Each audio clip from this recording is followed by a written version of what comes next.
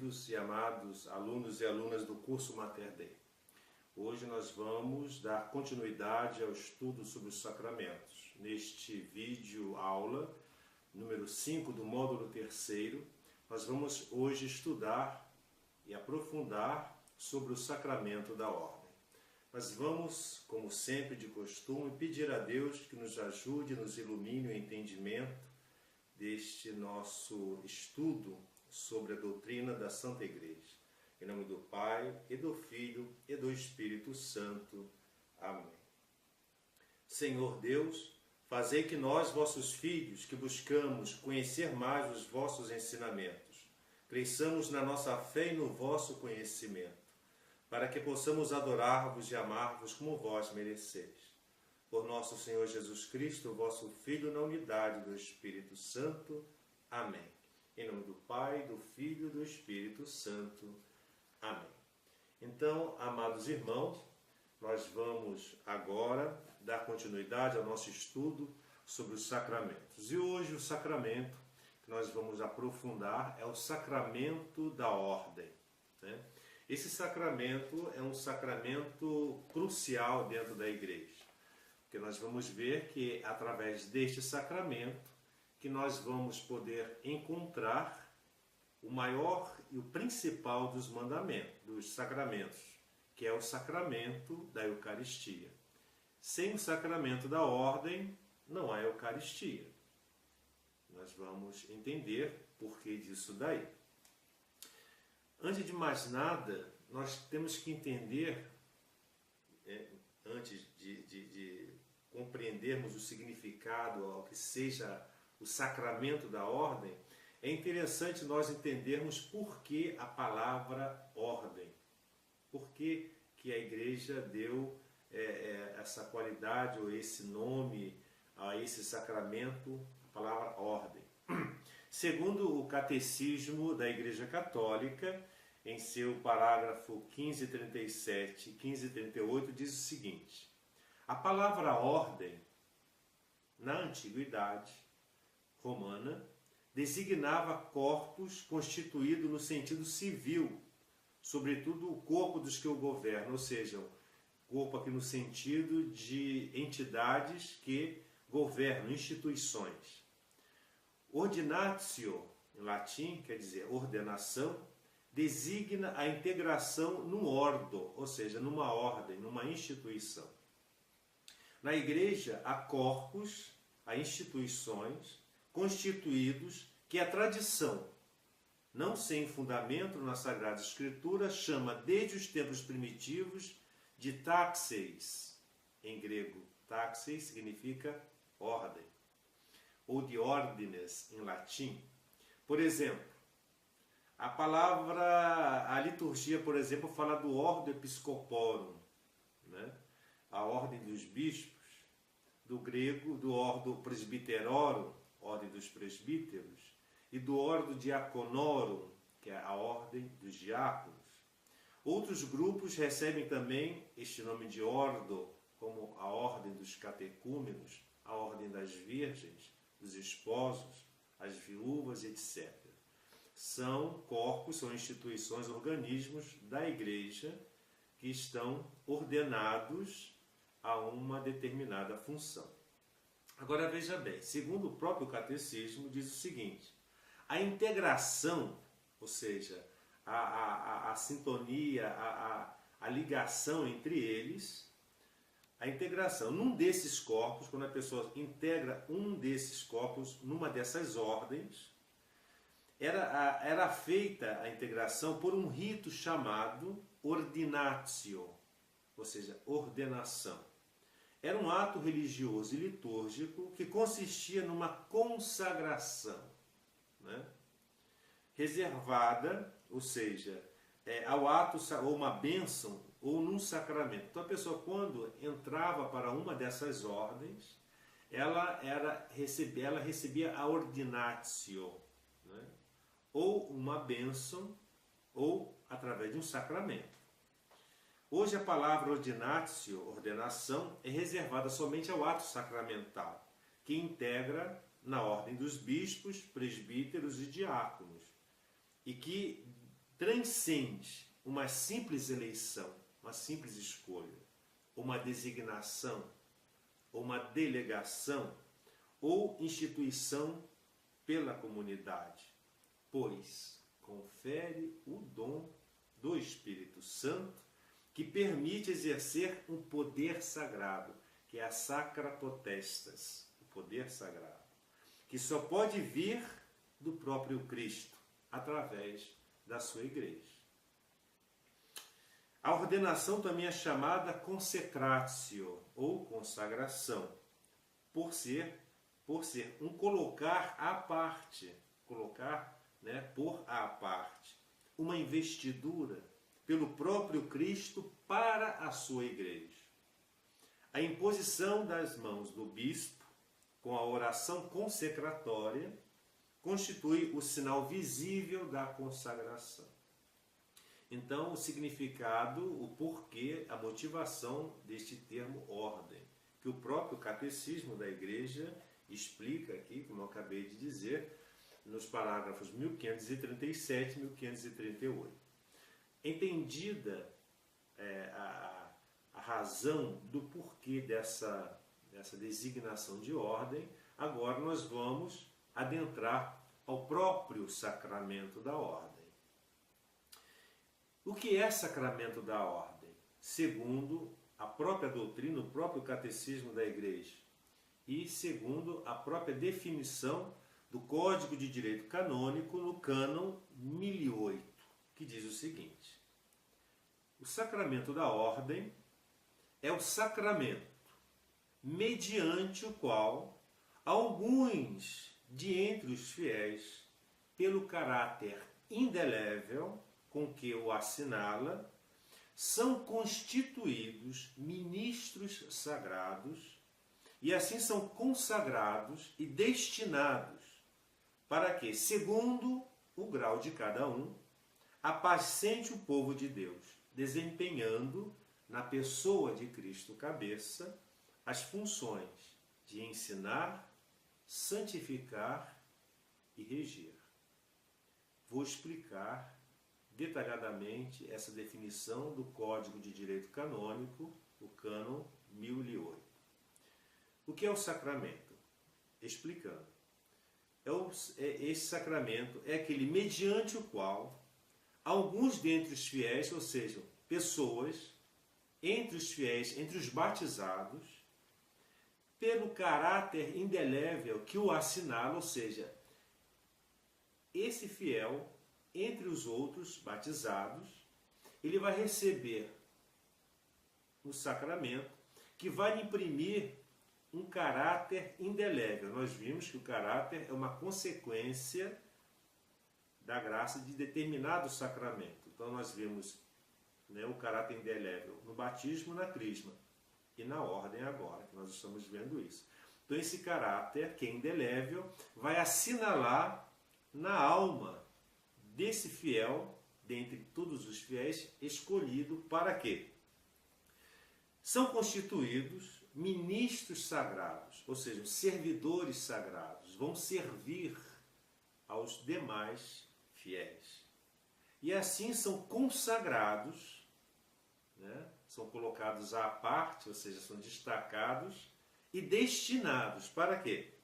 Segundo o grau de cada um, nós veremos que são 3 graus no sacramento da ordem.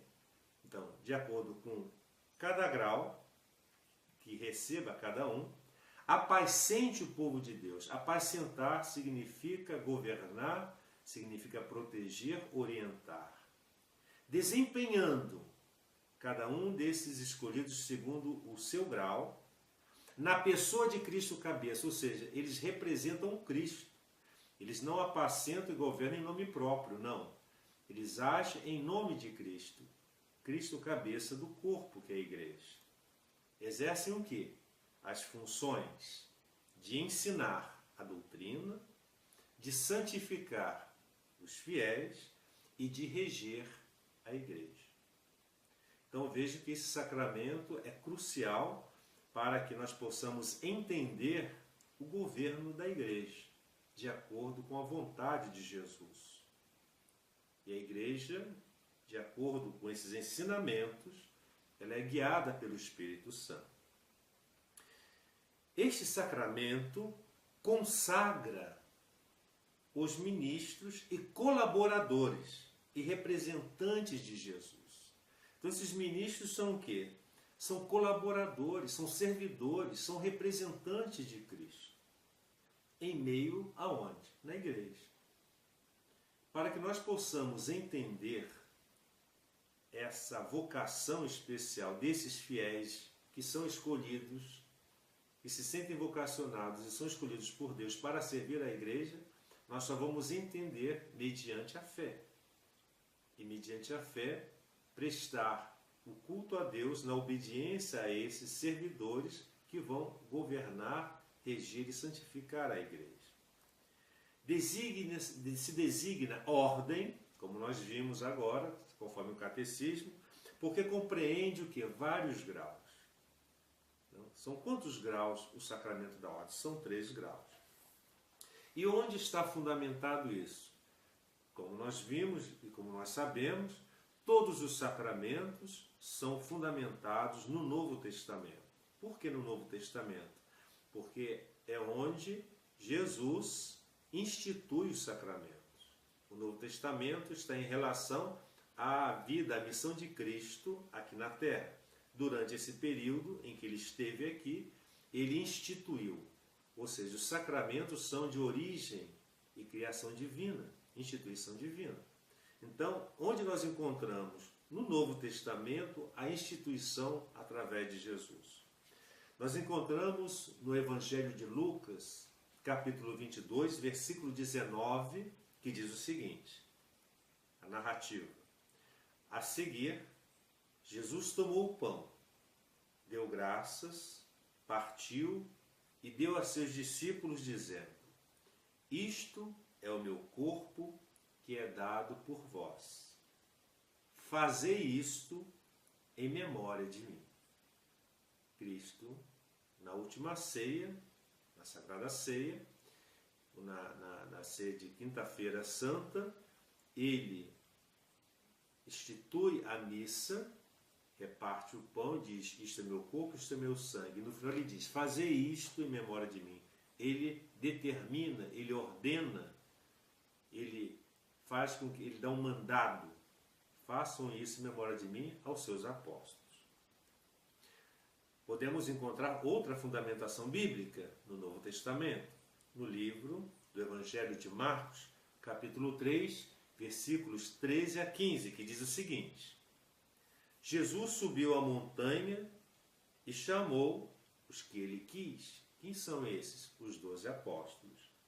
E foram a ele. Ele constituiu então 12 para que ficassem com ele e para que os enviasse a anunciar e pregar a boa nova. Então, a instituição desses 12 especialmente para anunciar e pregar a boa nova. Podemos encontrar mais um fundamento bíblico no livro de Atos dos Apóstolos, capítulo 14, versículos 23 a 24, que diz o seguinte, os apóstolos designaram presbíteros para cada igreja e com orações e jejuns os confiavam ao Senhor em quem haviam acreditado. Então aí nós já vemos os apóstolos que receberam de Cristo o mandato, ou seja, que já foram ordenados por Cristo, eles estavam já transmitindo o sacramento a outros que chegariam até nós. Então nós vimos que o sacramento da ordem, ele possui esses fundamentos bíblicos. Agora nós vamos ver quais são os elementos constitutivos deste sacramento, os elementos essenciais desse sacramento. Como sempre eu lembro e sempre recordo aqui, nós sabemos que todos os sacramentos, eles possuem aquelas 3 características essenciais. A matéria, a forma e o ministro. E o sujeito também, a quem é destinado aquele sacramento. Então, quais são esses 3 elementos? Primeiro, a matéria é a imposição das mãos, complementado pela unção. mas o importante, a matéria sensível e eficaz desse sacramento é a imposição das mãos. A forma é a oração consecratória, é a oração própria de cada grau. No Catecismo da Igreja Católica, aqui no parágrafo 1541, nós vamos encontrar para cada grau desse sacramento a oração específica, como diz o seguinte: diz o Catecismo da Igreja Católica no parágrafo 1541. Entretanto, continuando o texto, entretanto, a liturgia da Igreja vê no sacerdócio de Arão, que foi o sacerdócio instituído por Deus logo após a saída do Egito, através de Moisés, Deus institui como o primeiro sacerdote do povo, Arão, e no serviço dos levitas, que era aquela tribo responsável exclusivamente para o serviço do templo e do culto, como também na instituição dos 70 anciãos, aqueles que governavam junto com Moisés, prefigurações do ministério ordenado da nova aliança. Eles prefiguravam, representavam o quê? O que ia ser o sacerdócio da nova aliança instituído por nosso Senhor Jesus Cristo. Assim, no rito latino, que é o nosso rito, a Igreja reza no prefácio da consagração dos bispos o seguinte: Deus e Pai de nosso Senhor Jesus Cristo, pela vossa palavra, estabelecestes leis na Igreja e escolhestes desde o princípio um povo santo, descendente de Abraão, dando-lhe chefes e sacerdotes, e jamais deixastes sem ministros o vosso santuário. Então, nesse prefácio da consagração dos bispos, no momento em que está sendo impostas as mãos sobre o bispo que está sendo consagrado, ordenado, esse é um trecho da oração consacratória, que ela é muito comprida.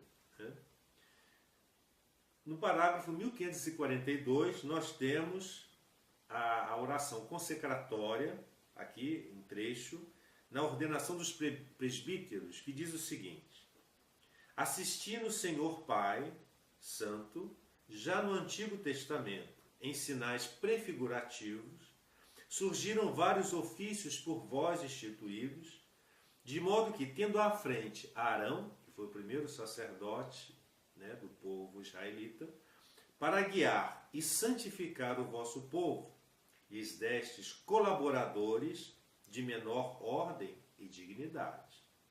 Assim no deserto comunicastes a 70 homens prudentes o Espírito dado a Moisés, que com auxílio deles pôde mais facilmente governar o vosso povo, que eram aqueles 70 anciãos. Apenas um parênteses. Anciãos, o ancião em grego é presbíteros. Daí a palavra presbítero, significa ancião em grego. Do mesmo modo, derramastes copiosamente sobre os filhos de Arão, da plenitude concedida a seu pai, para que o serviço dos sacerdotes, segundo a lei, fosse suficiente para os sacrifícios do tabernáculo. Então, aqueles sacerdotes instituídos pela linhagem abaixo do sacerdócio de Arão, eles também ofereciam sacrifícios, eram verdadeiros sacerdotes. E no terceiro grau da ordem, que é o diaconato, há essa forma, esse trecho da forma do sacramento na ordenação, na oração consecratória. Diz o seguinte: o parágrafo 1543 do Catecismo da Igreja Católica. E na oração consecratória para a ordenação dos diáconos, a Igreja professa: ó Deus Todo-Poderoso, fazeis crescer a vossa Igreja. Para a edificação do novo templo, constituístes 3 ordens de ministros para servirem ao vosso nome, como outrora escolhestes os filhos de Levi para o serviço do antigo santuário. Então vocês vejam que o novo catecismo é bem específico, mostram esses 3 trechos. É claro, se eu fosse pegar no ritual né, de cada ordenação, de cada grau, a gente iria ficar um tempo muito superior. Mas isso aqui é como eu sempre falo, esse curso não tem a pretensão de exaurir o assunto. Apenas estou demonstrando, né, os fundamentos bíblicos, no caso aqui agora a matéria, a forma e o ministro e o sujeito, mas no caso aqui especificamente desse sinal sensível da forma, como o catecismo ele mostra, né, a oração, um trecho da oração, da consagração de cada um desses graus. Né? Quem é o ministro por excelência e exclusivamente deste sacramento? É o bispo. O padre, o sacerdote presbítero não pode ordenar, não tem poder para ordenar, tampouco o diácono. Só quem tem o poder de transmitir este sacramento, a graça sacramental, é única e exclusivamente o bispo. E quem é o sujeito? Quem é que pode receber este sacramento? Esse sacramento, só quem pode receber, como nós vamos ver aqui agora, são homens. Né? Interessante que este sacramento é o único sacramento na igreja e da igreja que a mulher não pode receber. É o único sacramento. Né? Infelizmente, nós sempre vemos algumas vozes, né, conflitantes que surgem aqui ou acolá, até mesmo dentro da igreja, né, sacerdotes, às vezes principalmente religiosas, que reivindicam o sacerdócio a si, né? Mulheres reivindicando, não. A igreja não faz isso por machismo. Primeiro que a igreja não é machista. Essa designação de machista, feminista, isso aí são expressões cunhadas pelas ideologias marxistas para poderem rotular a todos aqueles valores que não são marxistas e socialistas. Então, a gente exclui esse tipo de vocabulário aqui.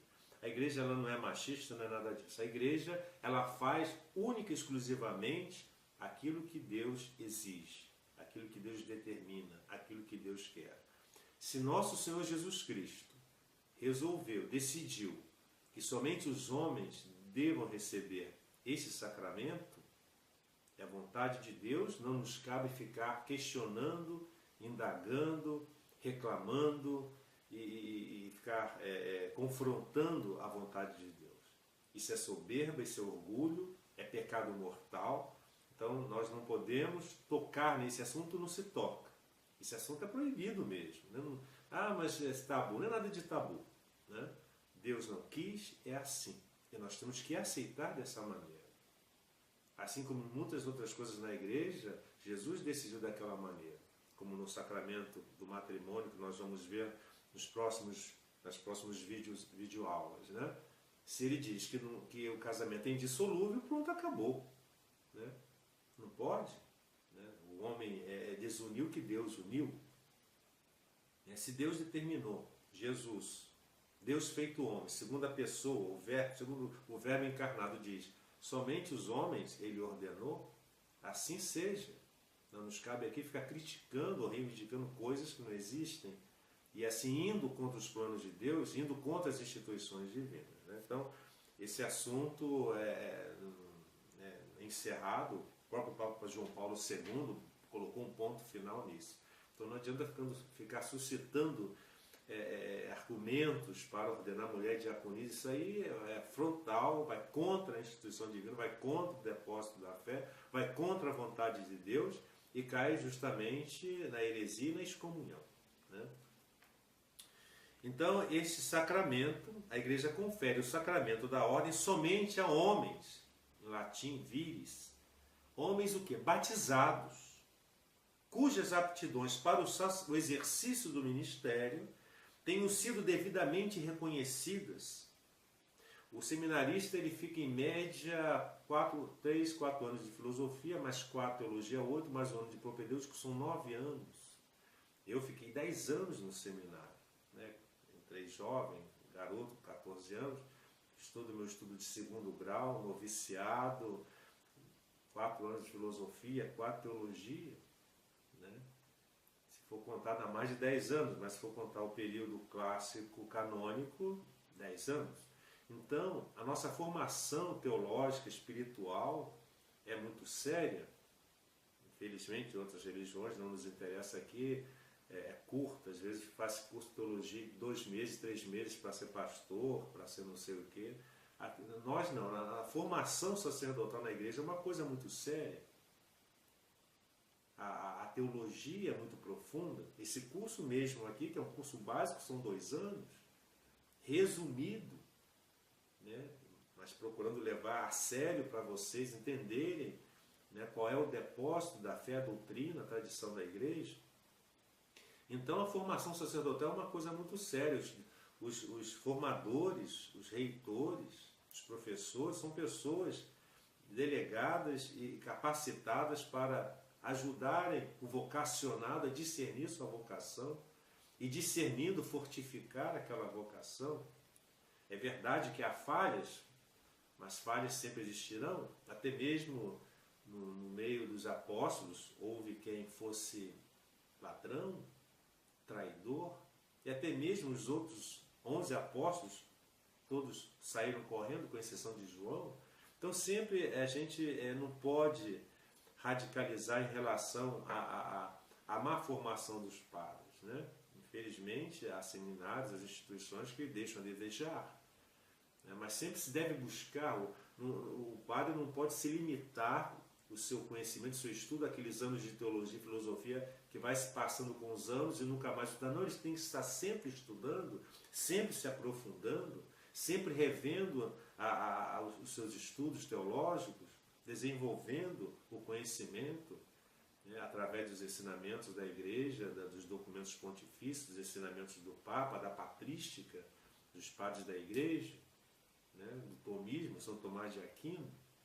Então, o sacerdote está sempre estudando, se preparando para a pregação, para a defesa da fé, para a proteção do seu rebanho, né, sobre a proteção e sobre a orientação do seu bispo, né, e do Papa, é lógico, né? Então nós vemos que a igreja ela tem esse cuidado, né? Compete à autoridade da igreja a responsabilidade e o direito de chamar alguém para receber a ordem. Então é a autoridade da igreja. Quem é a autoridade da igreja? É o bispo. Em cada diocese a autoridade máxima é o bispo.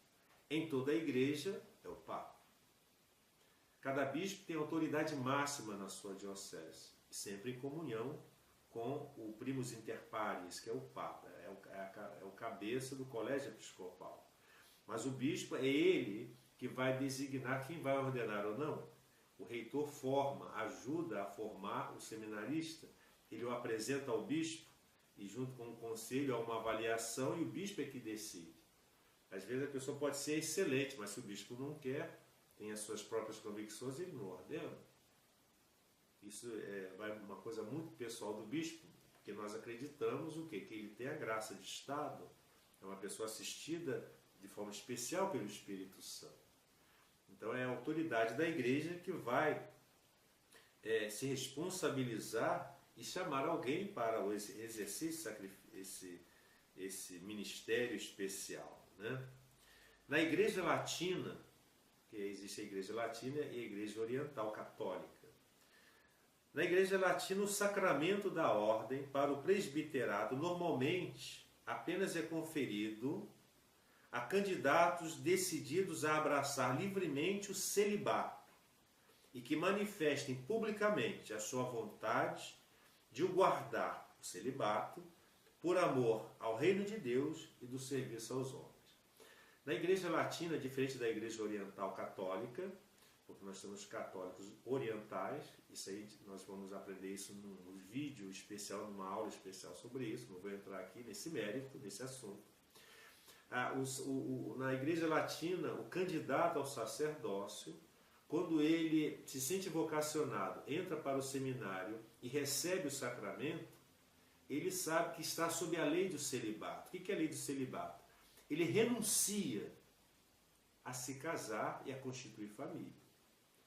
Isso não é de instituição divina. Deus não determinou isso, nós sabemos.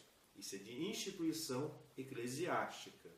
É uma determinação eclesial, né, de direito eclesiástico, né, não é de instituição divina. Encontramos no Novo Testamento São Paulo orientando, aconselhando para quem for se dedicar exclusivamente ao ministério, no caso episcopal e sacerdotal, que seja uma pessoa desimpedida, esteja totalmente aberta e livre para poder exercer, sem os empecilhos comuns decorrentes da vida conjugal. Que a vida conjugal, ela tem os seus compromissos, as suas obrigações e até exclusividade, né? Nós vamos ver isso nos 3 próximos vídeos. Então, o sacramento da ordem exige do sacerdote que ele seja uma pessoa totalmente dedicada, entregue ao ministério sacerdotal. Por isso que ele não se casa. Talvez muitos padres fossem excelentes pais de família, mas eles renunciam por amor ao reino e a Deus, a se dedicar a esse serviço ao povo de Deus, né? Isso é muito importante, né? O padre, que em espanhol significa pai, padre é pai, ele é o pai da comunidade, ele exerce uma paternidade muito grande, ele se dedica. Por isso que o sacerdote, ele jamais, a não ser em causa muito grave e justificada, ele se negue ou resista a exercer alguma atividade que lhe é inerente por obrigação. Né? Se tem alguém doente, de madrugada, no hospital morrendo, ou em casa, algum problema na igreja, ouvir uma confissão, é obrigação, ele não pode se esquivar disso, porque ele já não tem família justamente para se dedicar. Não justifica um sacerdote que se negue a celebrar uma missa em tal horário na sua paróquia porque ele quer, não sei, tem uma outra atividade que não é sacerdotal, ou porque ele quer descansar, é dia de feriado, ou porque é dia de folga. Não. Ele é padre 24 horas por dia, 7 dias por semana, 30 dias por mês, 365 por ano. Ele não é padre nos momentos como é um bancário. Eu sou bancário, enquanto entro no banco, saio do banco. Dali eu não sou mais bancário, não. O sacerdócio não é uma profissão. Civilmente, está lá como profissão, mas institucionalmente, do ponto de vista eclesial, teológico, não é uma profissão, é uma missão. O sacerdócio exige uma total entrega a esse ministério, porque ele não age em nome próprio, ele age em nome de Cristo. O sacerdote é um alter Christus, no sentido da excelência dessa expressão. Ele tem que estar disponível sempre, a qualquer momento, em qualquer lugar. Por isso que é necessário que o sacerdote esteja sempre identificado onde ele se encontra. Né? Isso aí é um outro problema, a questão da identidade do padre. Ele tem que, onde ele se encontrar, onde ele estiver, ele é um sacerdote. Né? Um médico, quando está no hospital, ele usa a sua roupa branca, né? O seu uniforme de médico. O advogado, quando vai no fórum, ele usa o terno.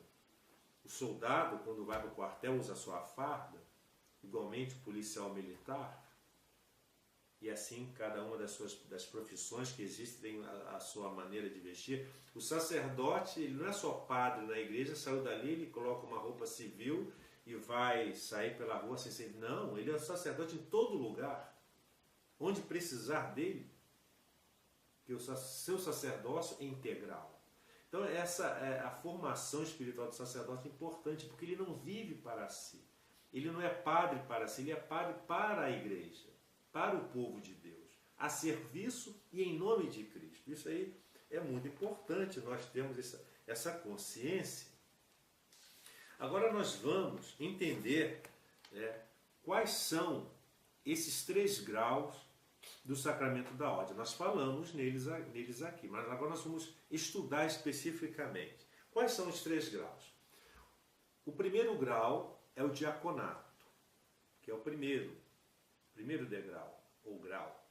O segundo é o presbiterato. O terceiro é o episcopado.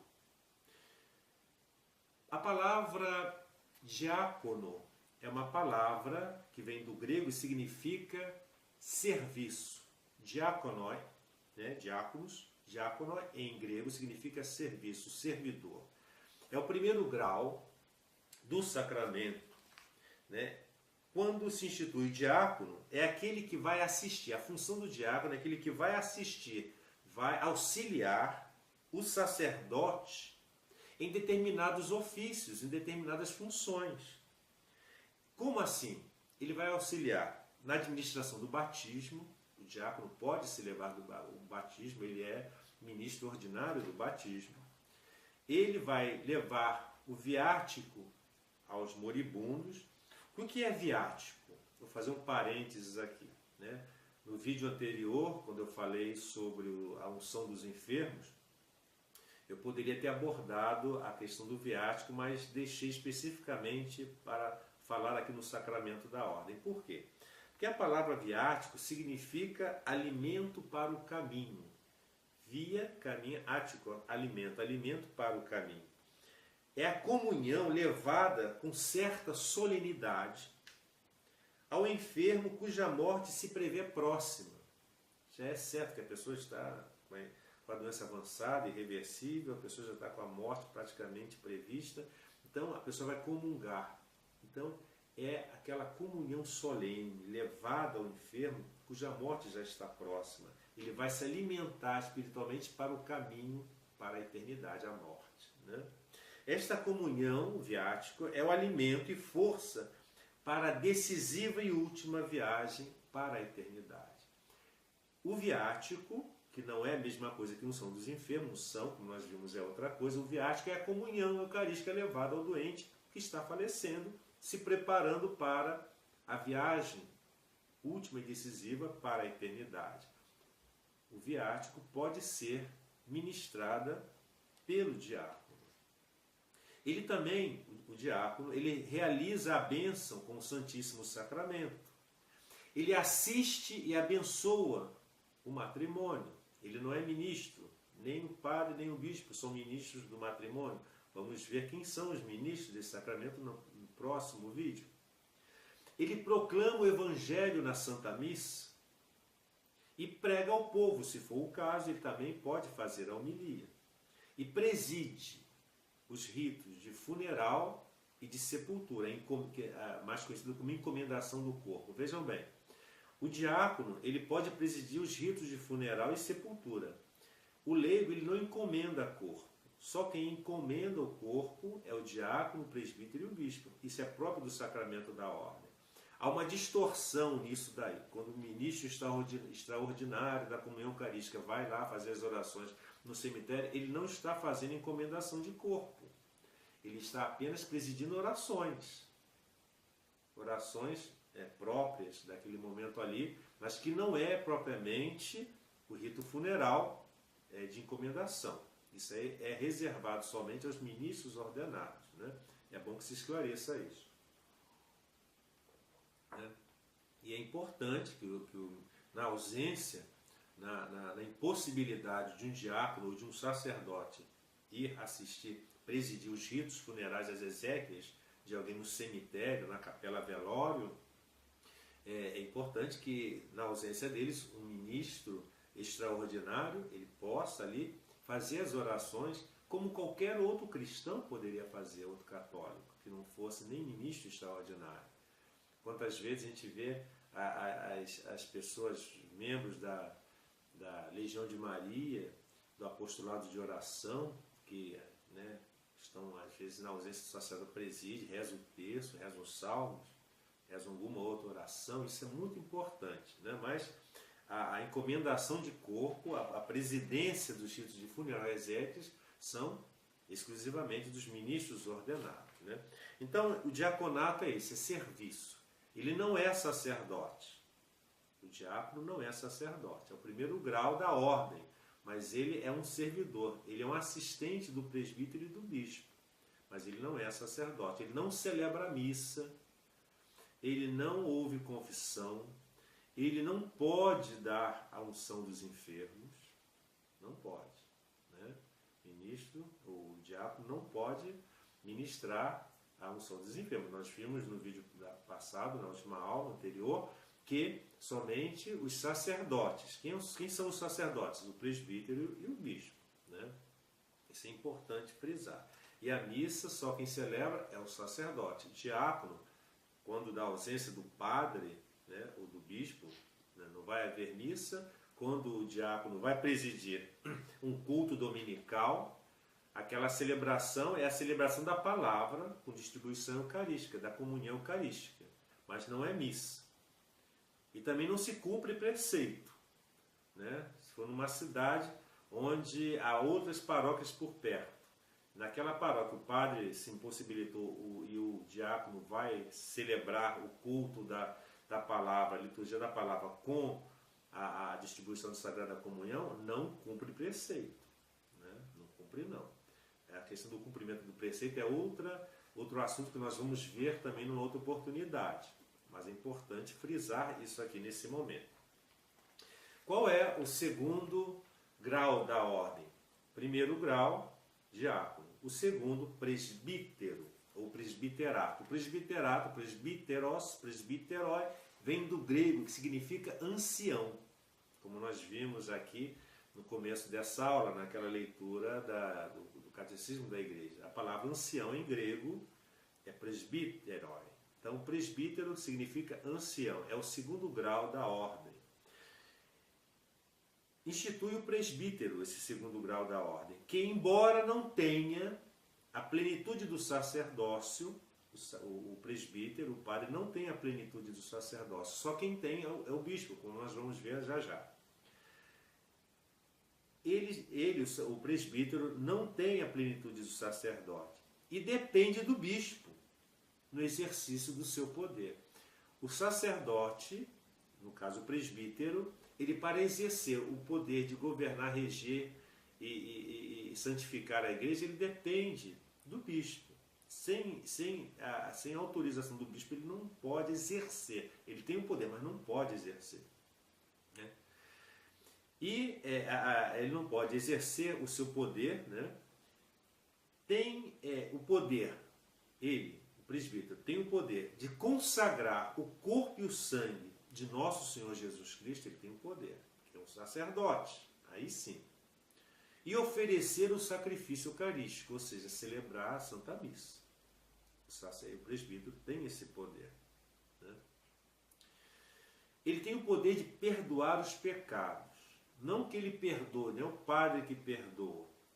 É Cristo que perdoa através do sacerdote.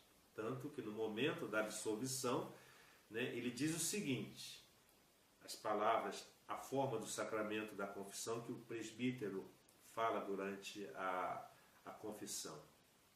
Deus Pai de misericórdia, que pela morte e ressurreição de seu Filho, reconciliou o mundo consigo e enviou o Espírito Santo para a remissão dos pecados, te conceda, pelo ministério da Igreja, o perdão e a paz. Eu te absolvo, diz o sacerdote, os teus pecados, em nome do Pai, do Filho e do Espírito Santo. Ou seja, eu absolvo em nome deles, não em meu nome. Né? É como o telefone, né? Já falei uma vez aqui. Né? Não é o telefone que fala com você. Quem fala com você é a pessoa que está do outro lado, no outro aparelho, no outro terminal telefônico. A mesma coisa é a graça de Deus. Né? Ela vem pelo sacerdote. Não é o poder emana do sacerdote. Não, o poder emana de Deus. O poder é só de Deus. O sacerdócio é de Jesus. O presbítero e o bispo, eles participam do sacerdócio de Cristo. Cristo é o único e eterno sacerdote. Isso é bom sempre colocar. Os sacerdotes ordenados participam do sacerdócio de Cristo. Né? Eles estão inseridos nesse sacerdócio a serviço de Deus e da igreja. Né? Então ele perdoa os pecados.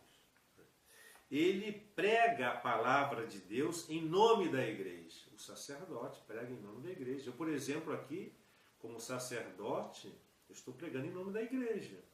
Né? Apesar de Eu também, né, tenho o meu curso de teologia reconhecido numa entidade, numa instituição, numa faculdade católica e reconhecido perante o Estado, no MEC. Né? Mas além disso, eu tenho esse poder de pregar a palavra de Deus em nome da igreja, exercer a autoridade recebida do bispo sobre os fiéis que lhe são confiados. Então o padre, ele tem o poder de exercer essa autoridade que o bispo lhe delegou. Ele é o ordinário próprio da sua paróquia. O pároco é o ordinário próprio da sua paróquia. Tanto que se um pároco vizinho de uma outra paróquia for celebrar um casamento sem autorização do pároco daqui, né? O pároco da Santa Terezinha vai celebrar uma missa no pároco da paróquia São José, sem autorização, sem conhecimento, aquele casamento é nulo. Ah, mas ele é padre da paróquia, ele não está impedido, ele é da diocese, não importa. Porque o pastor próprio daquela paróquia é aquele ali. Né? Vocês vejam que as implicações jurídicas e canônicas são muito sérias. A gente tem que ter muito cuidado com isso. Né? As coisas da igreja são coisas muito sérias. E o terceiro grau? Primeiro grau, diaconato. Segundo grau, presbiterato. Terceiro grau, que é aquele que tem a plenitude da ordem, quem é? É o episcopado. Episkopos, em grego, significa supervisor. Epiderme, é o que está aí por cima. Scopus, telescópio, aquilo que se vê à distância. Episcopos, ou seja, aquele que observa por cima, é o supervisor. Essa palavra episcopus significa supervisor. E o supervisor, né, a palavra episcopos em grego, em latim deu episcopus, em português a corruptela deu bispo, né, em espanhol obispo, em italiano vescovo, em inglês bishop, então em português é bispo, que vem de episcopos, em grego episcopoi, que significa supervisor. Então o bispo é aquele que tem a plenitude do sacerdócio.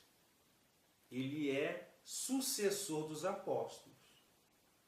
Se nós formos remontar cada bispo ordenado, a gente vai chegar aos apóstolos. Se formos remontar todos os papas, chegaremos a São Pedro. Enquanto que o Papa é sucessor do apóstolo Pedro, os outros bispos são sucessores dos apóstolos. Vocês vejam que é uma primazia, né, do apóstolo Pedro sobre os outros apóstolos. E essa primazia vem através da igreja até hoje, através dos tempos. Nós temos o Papa, sucessor do apóstolo Pedro. Nós temos os bispos, que fazem parte do colégio episcopal, que são sucessores dos apóstolos. A gente vê algumas igrejas protestantes aí, né, que dão um título de certos pastores de bispo, mas são falsos bispos. Eles não são bispos de origem de sucessão apostólica.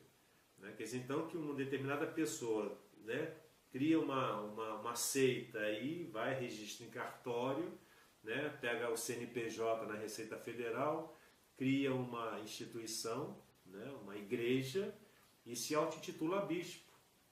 Aí você questiona, o senhor é bispo, mas e a sua sucessão apostólica? Não tem. Ele vai criar aí toda uma teoria que ele é cristão, que não sei do que o Espírito Santo apareceu para ele em sonhos, que ele teve uma visão, uma aparição, que ele consagrou. Isso aí, né, a gente vê que é uma coisa furada. Né? Isso aí não é uma coisa verdadeira, isso é uma farsa. Porque os bispos verdadeiros são aqueles que remontam na história, faticamente, pelos fatos, pela história, que remontam até os apóstolos. Né? Esses são os autênticos bispos que só a Igreja Católica tem. A única é a Igreja Católica, é a Igreja Oriental Ortodoxa. São que, na verdade, vem da mesma estirpe, da mesma sucessão apostólica, né? Da Igreja Católica e a Igreja Ortodoxa. O bispo, ele tem a plenitude do sacerdócio. Ele tem o poder de ordenar os outros graus do sacramento, só o bispo. Ele ordena o presbítero e o diácono. O bispo estará sempre à frente de uma diocese. A palavra diocese é uma palavra de origem grega que significa pequena porção, pequeno território, né? Muita gente não sabe disso, mas diocese significa pequena porção. Sempre o bispo ele vai ter o poder de governar, regir e santificar o quê? Uma pequena porção de quê? Da igreja, do povo de Deus. Aquele rebanho a si confiado, né? Como pastor de uma igreja particular. Né? Particular no sentido não é que é dele, é mim, eu faço o que eu quero. Não, particular é que é parte de um todo. A palavra particular vem de pars, em latina, pars partes, que significa o quê? Que faz parte de um todo, é que nem um corpo. Né? Se a gente for analisar a nossa pele, né? A pele é um órgão do corpo, não é isso? É um órgão. O maior órgão do corpo é a pele, segundo a medicina. Se nós formos ver, a pele ela é feita, é constituída de várias partes pequenininhas interligadas que se chamam células. Cada célula faz o que quer? Não. Cada célula não faz o que quer. Cada célula é interligada entre si e elas recebem a mesma seiva de vida, os mesmos nutrientes, os mesmos alimentos. Elas fazem parte de um mesmo sistema nervoso. Elas estão integradas numa comunhão. Assim é a igreja, o corpo místico de Cristo. Cada célula do corpo de Cristo, fazendo essa comparação, é uma diocese, que depende de uma só alma, que é o Espírito Santo, que guia a igreja, que ilumina, que nutre, que alimenta a igreja. É um corpo só. Então, cada diocese, não é que cada bispo faz o que quer, não, é ele está integrado no corpo.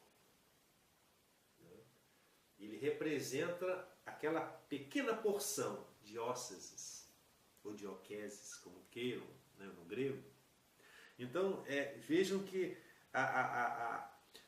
o sacramento da ordem, ele é muito importante. E o que diz o catecismo da igreja? O que diz o catecismo da igreja? Né? Para nós podermos aqui concluir o sacramento da ordem. Diz o seguinte: toda a igreja é um povo sacerdotal. Graças ao batismo, todos os fiéis participam do sacerdócio de Cristo. Esta participação de todos os fiéis batizados no sacerdócio de Cristo se chama sacerdócio comum dos fiéis, em virtude do batismo. Baseado nele e ao seu serviço, existe uma outra participação na missão de Cristo, que é a do ministério conferido pelo sacramento da ordem, cuja tarefa é servir em nome e na pessoa do Cristo cabeça, no meio da comunidade, que é a igreja.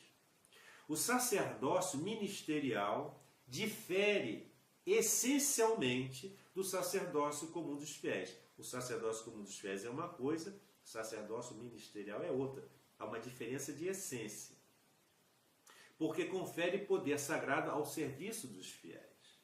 Os ministros ordenados exercem seu serviço junto ao povo de Deus, através do ensinamento, né, que é o munus docenti, do culto divino munus liturgicum e do governo pastoral, que é o munus regendi.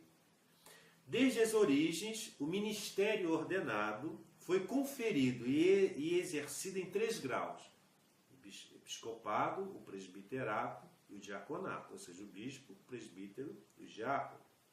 Os ministérios conferidos pela ordenação são insubstituíveis na estrutura orgânica da igreja. Sem bispo, os presbíteros e os diáconos, não se pode falar da igreja. O sacramento especial que imprime caráter. Um sacramento especial voltado para o serviço da igreja. Serviço a Cristo. Participação do sacerdócio de Cristo. Então, amados irmãos, vamos agradecer a Deus por esse grande sacramento que Jesus, nosso Senhor, instituiu naquela ceia que ele teve com seus discípulos na Quinta-feira Santa. Que cada sacerdote tenha consciência da sua missão, do seu serviço. Que ele age em nome de Cristo, por amor a Cristo, em Cristo para o reino dos céus. Que o Senhor nos abençoe e guarde-nos de todo o mal e nos conduza à vida eterna. Amém.